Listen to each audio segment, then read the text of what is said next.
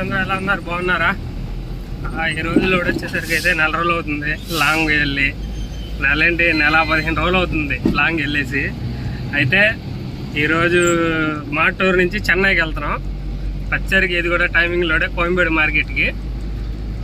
ఇప్పుడు టైం అయితే 4 అవుతుంది. ఇప్పుడే ఈవినింగ్. ఇంకా ఆదివారం ఈరోజు ఏం లేవులే అనుకున్నాను, కానీ వచ్చింది ఈరోజు కిరాయి.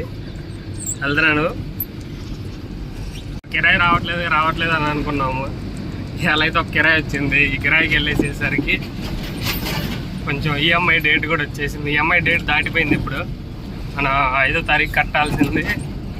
ఇంకా ఈరోజు వచ్చేసరికి ఇదేమో 19వ తారీఖు. ఈరోజు ఇంతవరకు అయితే ఒక్కటి కూడా కట్టలేదు. మనం ఒక ఈఎంఐ పెండింగ్ పడిపోయింది. ఈ ట్రిప్ వెళ్ళేసేసి ఆ ఈఎంఐ కట్టేయాలి. ఇంకా దీంట్లో మనం మిగిలింది ఏం లేదు. మన ఖర్చులకి మన వాటికి చాలా ఉన్నాయి. ఇప్పుడే పేరేచర్ల దాటేసాము.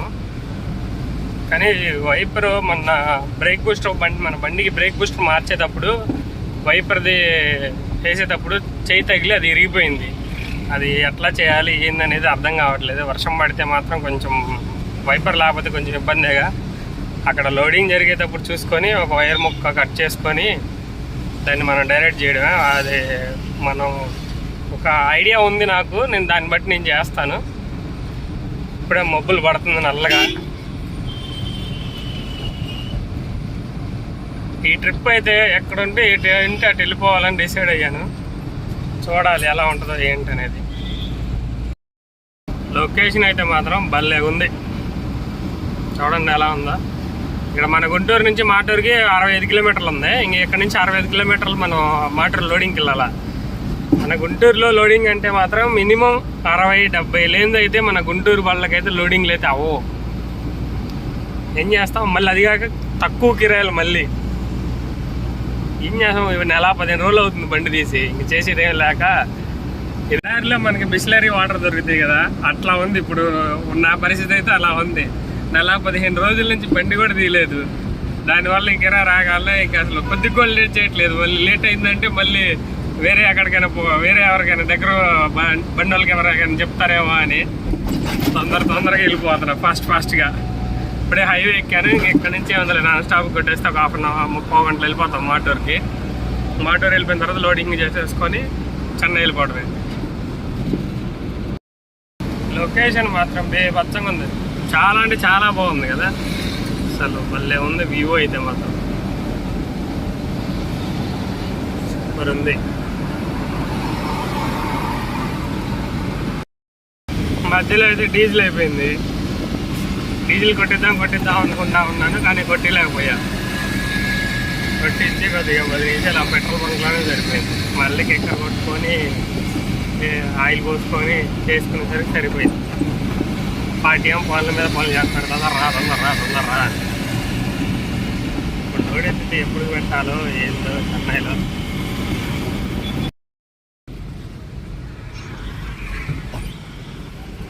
మార్కెట్లో అయితే అక్కడ మన కొట్టగాడికి వెళ్ళి బండి పెట్టేస్తే లోడింగ్ చేసేస్తారు.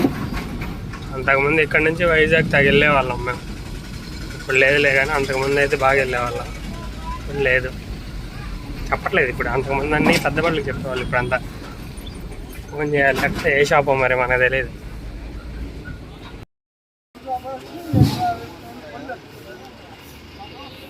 యాందిరయ్యా ఏం చేస్తున్నా? పెద్ద అయితే వీడియో తీస్తుంటే షాక్ అయిపోతున్నాడు. ఎందుకో మరి వీడియో తీస్తుంటే చూస్తా ఉన్నాడు అంతే. ఏంటా అన్నీ సొరకాలు పడుతున్నాయి బాగా ఎక్కువగా మన బండికి అయితే. వచ్చేసరికి మాత్రం ఇక్కడైతే డైలీ ఒక దాదాపు ఒక 30 కానీ 40 రోజుకి 30-40 బళ్ళు రోజుకి లోడింగ్ అవుతాయి మోటార్ మార్కెట్లో. ఇటు నుంచి ఎక్కువగా రిటర్న్ అటు ఇటు మొత్తం ఎక్కువగా ఉంటాయి అన్నమాట. బండి అయితే లోడింగ్ అయితే అయిపోవచ్చింది. ఒక 4 బస్తాలు గుమ్మడికాయ బస్తాలు వేస్తే అయిపోద్ది. ఇంకా లోడ్ అయితే ఇంతవరకే. మొత్తం సొరకాయ బస్తాలు ఎక్కువ పడ్డాయి. మిగతా ఏమో ఒక 6 బెండకాయ బస్తాలు పడినాయి. గుమ్మడికాయ బస్తాలు ఒక 6 వేస్తున్నారు ఇప్పుడు. మొత్తం ఒక 3 టన్నులు. బండి అయితే లోడ్ అయిపోయింది ఫ్రెండ్స్, బయలుదేరాను కరెక్ట్గా. ఇప్పుడైతే టైం వచ్చేసరికి అయితేనేమో 6 అవుతుంది. 1:00 బండి పెట్టేసి కోయంబేడు మార్కెట్లో అంటున్నారు. 1:30 కల్లా వెళ్ళిపోతాంలే, ప్రాబ్లం లేదు, జాయిగా వెళ్ళిపోతాం, ఇబ్బంది ఉండదు. నాన్ స్టాప్గా కొట్టడమే గట్టిగా. 300 తీసుకున్నారు కొట్టా ఖర్చులు అన్నీ. బెండకాయలను సొరకాయలు ఎక్కువ పడ్డాయి బాగా. సొరకాయలు అయితే బాగా ఎక్కువ పడ్డాయి. బెండకాయలు ఏమో ఒక 6 పైన పడ్డాయి. మళ్ళీ 6 బస్తాల కంటే దారిలో ఎక్కడైనా హోటల్ దగ్గర ఆపుకొని సర్వీసింగ్ పాయింట్ కానీ ఏదైనా హోటల్ దగ్గర కానీ 6 బస్తాలు తడుపుకొని పోవాలంట బెండకాయ బస్తాలు. అమ్మకాలందంగా తడుపుకొని పోవాలి. పోయే పనిలోనే ఉంటాం. ఒకవేళ మర్చిపోయామనుకో కిరాయి అంట, దానికి కూడా మనమే బాధ్యులు.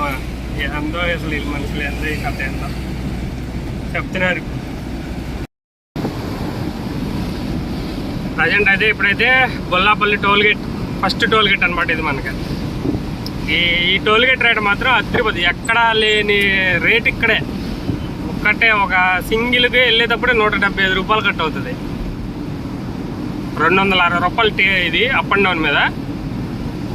వెళ్ళేటప్పుడు మాత్రం 175 కట్ అవుతుంది. మిగతాదేమో వచ్చేటప్పటికేమో 85 రూపాయలు అంతా కట్ అవుతుంది. 95 అనుకుంటా, సారీ 95 రూపాయలు కట్ అవుతుంది.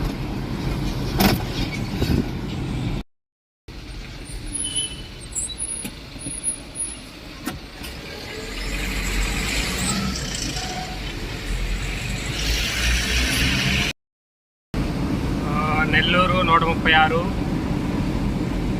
ఒంగోలు దాటేసాం. ఒంగోలు దాటలేదు అనుకుంటా, సారీ వచ్చేది అనుకుంటా ఒంగోలు. అర్థం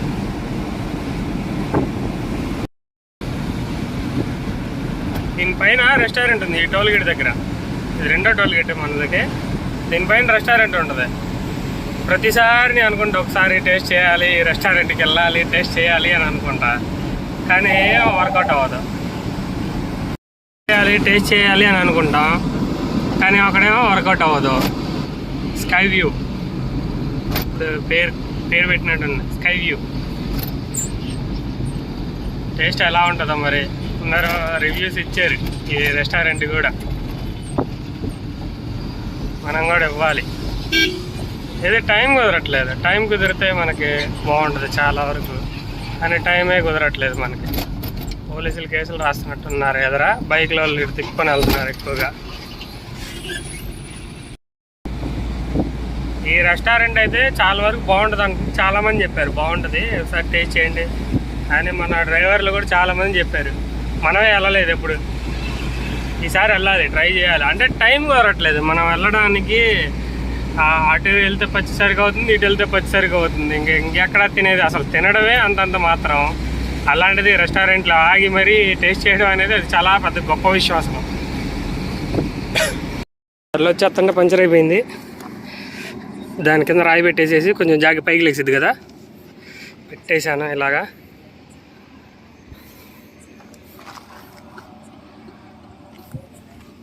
ఇప్పుడు స్టెప్ టైర్ తీసుకోవాలి.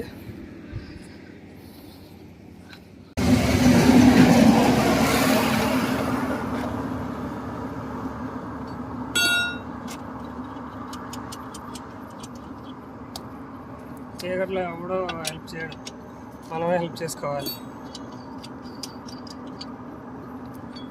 మళ్ళీ లోడ్ లేట్ అయిపోతే మళ్ళీ వాడుకోవాలి ఒకటి.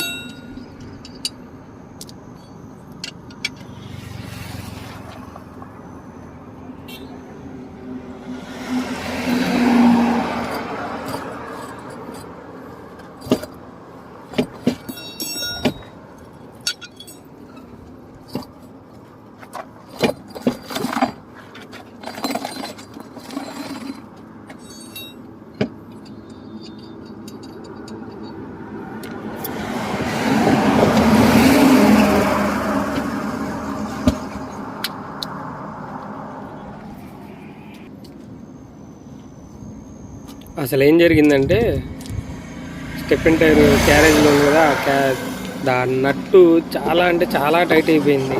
తీగ చాలా రోజులు అవుతుంది కదా, కొంచెం స్టక్ అయిపోయి అటు ఇటు తిప్పి అటు తిప్పి ఇటు తిప్పి ఎట్లా గట్ట కష్టపడి దాన్ని కూడా తీసేసుకొని దాన్ని చిన్నగా టైర్ ఎక్కిస్తున్నాను.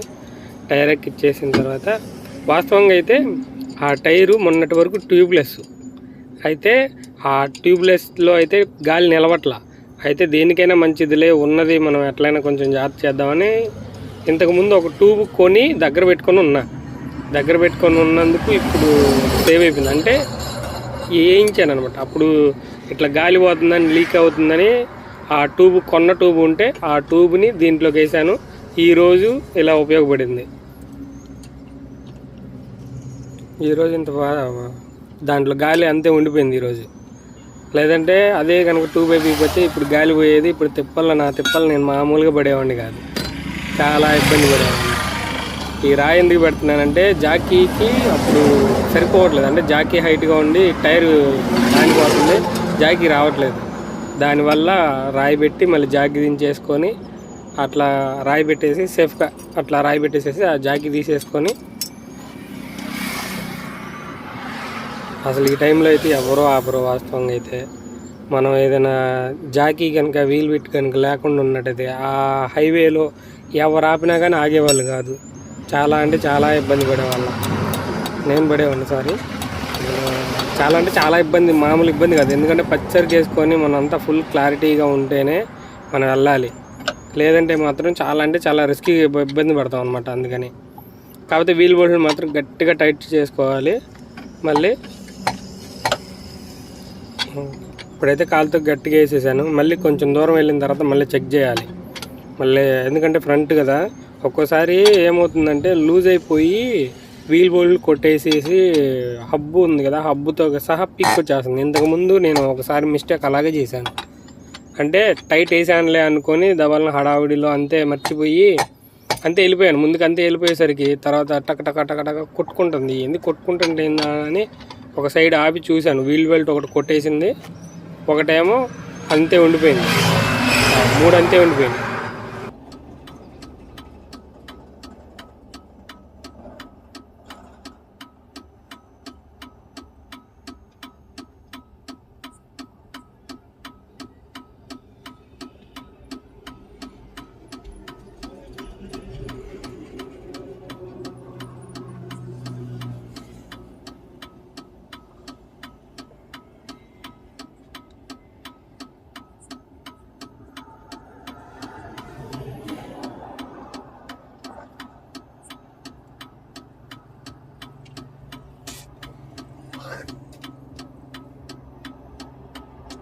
టిఫిన్ టైర్ అవన్నీ ఉన్నాయి కాబట్టి మనకు సరిపోయింది.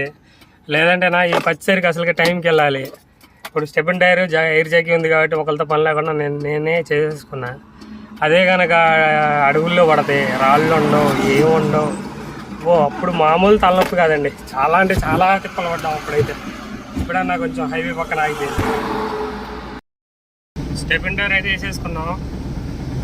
అరగంట పోయింది. ఈ అరగంట అయితే మనం కావాలి దాటే వాళ్ళం. ఈ అరగంటలో కావాలకి దగ్గరలో పడింది, 9 కిలోమీటర్ల దగ్గరలో మా జీవితం. ఒకసారి ఇంతే. ఏమో సీల్ టైర్ మరి ఏం గుచ్చుకుందో ఏమైందో ఏం అర్థం కాలేదు.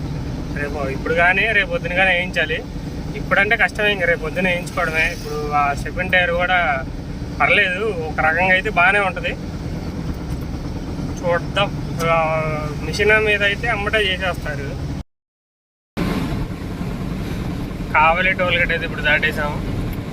తర్వాత నెల్లూరు ఏంటి జామకాయలు, ఇది కూడా అంతకుముందు మనం జామకాయలు తోలాం. ఆల్బండే ఇది కొంచెం జామకాయలు తీసుకొచ్చాను, కానీ అది ఆ వీడియో అనేది మనం పోస్ట్ చేయలేదు. అంటే అంత అదే ఫస్ట్ వీడియో అయిపోయేసరికి నేను ఎలా పడితే అలా తీశాను. అది దాంట్లో ఏమో కరెక్ట్ క్లారిటీగా ఏం రాలేదు. దానివల్ల నేను అది అప్లోడ్ చేయలేకపోయాను.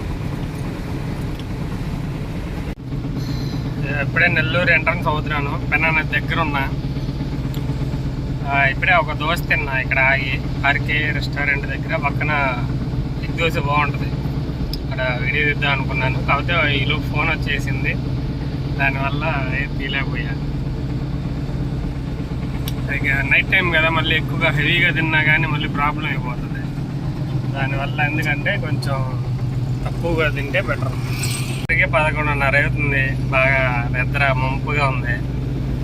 అంటే మొన్నటిదాకా ఇంటి దగ్గరే ఉన్నాం, కానీ నెల 15 రోజుల దాకా ఇంటికాడ ఉండేసరికి అలవాటు తప్పినట్టుంది. నిద్ర మాత్రం జమాయించి కొడుతుంది. వాటర్లో మనం ఆన్లైన్ పర్మిట్ తీసుకోవాలి. ఇప్పుడు అమౌంట్ ఏమో ఫోన్పేలో ఉన్నాయి. అవి ఫోన్పేలో నుంచి క్యాష్ తీసుకోవాలి. ఇక్కడైనా క్యాష్ తీసుకోవాలి. అక్కడేమో ఫోన్పే ఉండదు, ఆన్లైన్ ఉండదు. అక్కడ సార్ వాళ్ళు ఎవరో కొట్టించుకోరు. మనమే అక్కడో చోట తిప్పలు పడి మనమే కొట్టించుకోవాలి అక్కడ.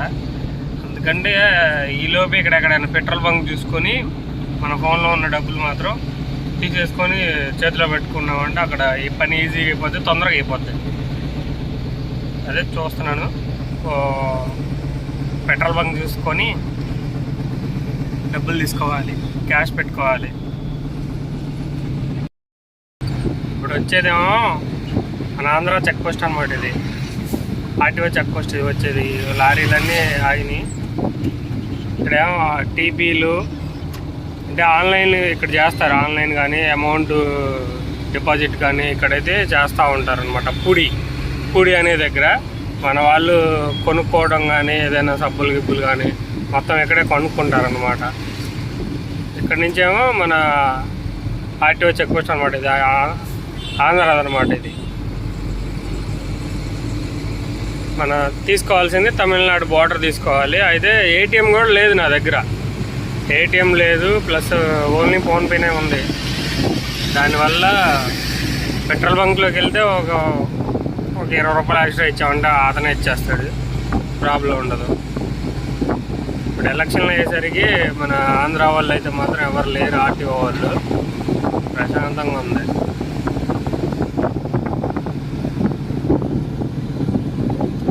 ఇదే ఆర్టీఓ అన్నమాట. చెక్ పోస్ట్ ఇక్కడే. అదే మన ఆంధ్ర వచ్చేసరికి ఇంకా వచ్చేదేమో ఆరంబాకం. ఇంకా ఆరంబాకం నుంచి బస్సులు మొదలవుతాయి అన్నమాట. ఇంకా